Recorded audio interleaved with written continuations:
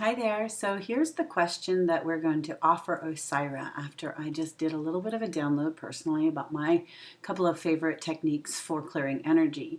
Negative energy, you know, that's just a way to term it. I really don't like to get stuck on the ideas of called negative and positive, but we play in the world of it, so that duality is a part of our languaging and conversation. So I'm just going to present this idea to Osairah now as I've been pondering it. Actually, I've been sort of sitting here in meditation about this conversation.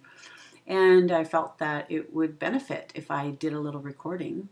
So I'm going to step aside and I'm going to let Osairah come in and answer the question about what are the most beneficial, positive, or quick techniques for clearing negative entities or energies if you feel that you've got something like that going on. So I'm going to step aside now, and this may take just a moment or so, and I'll see you soon. Hopefully it helps.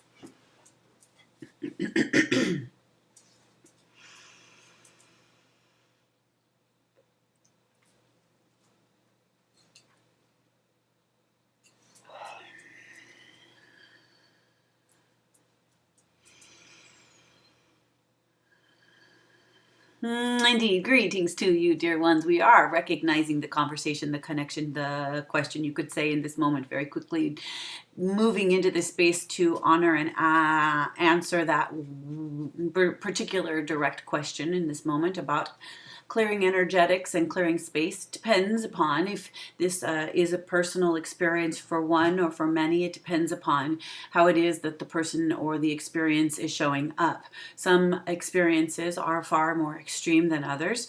So we would say on a lighter end of the way that would be helpful to clear energy, maybe in a physical space or with physical people or even with oneself. We like the recommendations that our beloved channel has participated in offering. We would also say to the connection about how it is to open the space around you. Now, what does that mean? It literally means to clear, as has been said, sort of with you would say the sage idea, and we do beneficially see that helpful.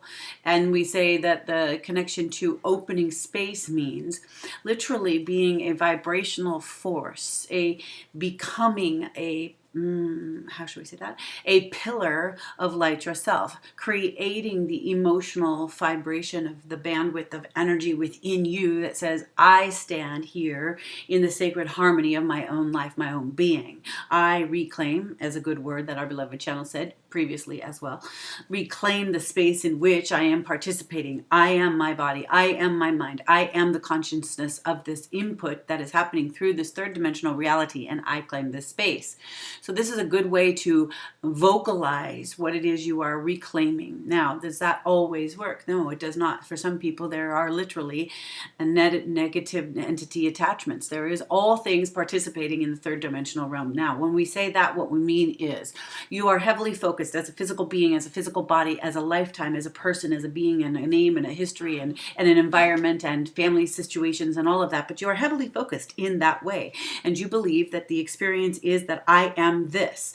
And what we would tell you is in the third dimensional reality, you are participating in this way with your blinders on to a certain extent, while all things are simultaneously occurring in and around you. That does include various other kinds of what you would say is entities or beingnesses or consciousnesses. Some of those are what you would say is the ones who play their side of the darkness, or their side of being trickster, or their side of attachment.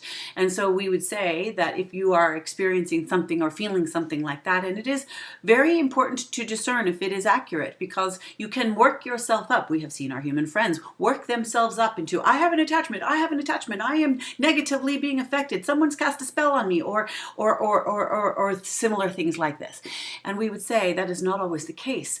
Sometimes that is an excuse, we will say truly, for someone not taking personal responsibility for themselves, for their autonomy, for the ways in which they are participating in the world, for the thoughts that they are projecting into the world experience. And then they are not wanting to take the personal responsibility, so there becomes a way for them to have what you would call a scapegoat. And in order for them to have this scapegoat, they can attach it to the idea that there is something external internal of them that is making them be whatever is happening. And so we always like to say to our human friends that it is very important to be in discernment. Are you being rigorously honest with yourself? Or if you are assessing and working with another person and they are saying this, can you really assess and see through the potentials of the veil that might be the lack of personal responsibility with the person who is claiming this? So this is a very important piece of the pie, you could say, discernment of what is really occurring here. And that is not something that we think that anyone should just be saying, well, yes, you have an entity attachment, or no, you don't. We say that this takes a lot of deep interdimensional or personal work. This takes a lot of healing. This takes sometimes very much an ability to truly see. What we mean by that is having someone who is a seer, one who sees dimensionally, who is truly an authentic, what you could say, clairvoyant, interdimensional seer, these kinds of ways of describing someone who can authentically we could say validate that these things are happening or how it is working for this person that might be talking. So now, if it is you and you are feeling attacked, or you are feeling an attachment, or you are feeling like you just are not yourself, we often give, and it is similar to what our human friend, our beloved channel has said, is that we say to our human friends very often the similar thing about taking a bath on a regular basis. And we do mean water, bath, though you can say a shower, but we prefer bath. The reason why, with the salt, it can be Epsom salt, can be what is called there it is, Himalayan pink salt, can be Celtic sea salt, very strong, but not your regular what you would call table salt, and also what you would call baking soda. The reason why we say bath and submerging is because then you are soaking, you are clearing, you are cellularly, electromagnetically, because water is a conductor. So we say bath, bath, bath, and soak with the intention of clearing your space, your energetic system, your energetic grid, your cellular makeup, your consciousness, the consciousness of the spirit, the soul, the self that you are, getting in touch with that, doing mantras, prayers, blessings, clearing, opening, honoring, lighting a candle when you do so. So these are very important. They're not just ritualistic feel-good things. They're active, how should we say that? That we would say they're kind of what you could consider active technologies for your support. So we say that is a very good one and an important one. And then we say blessings are very important, calling into the space continuously that which you truly are, as opposed to the fear-based thoughts, because the energies that may be attracted and may have gotten, quote, attached, or have an opening, or have come home with you, or whatever that looks like, or doesn't seem, you do not necessarily have to see it physically in the world, but we are giving language there. But if it seems to be that there is this attachment or there is this connection, that connection cannot stay unless there is some place, and it's very difficult for our human friends to hear, but unless somewhere, some place, there's a small agreement, some sort of agreement, some small sort of agreement. So if there is fear, if there is a desire to not take personal responsibility, to abdicate personal responsibility, then there is a small place where there's a pocket, a potentiality for the agreement to be. So one must get extremely honest and clear out the places where there might be this agreement, the places where this fear might be a sore point, hidden from yourself or hidden from within. That is a place where there is this connective attachment.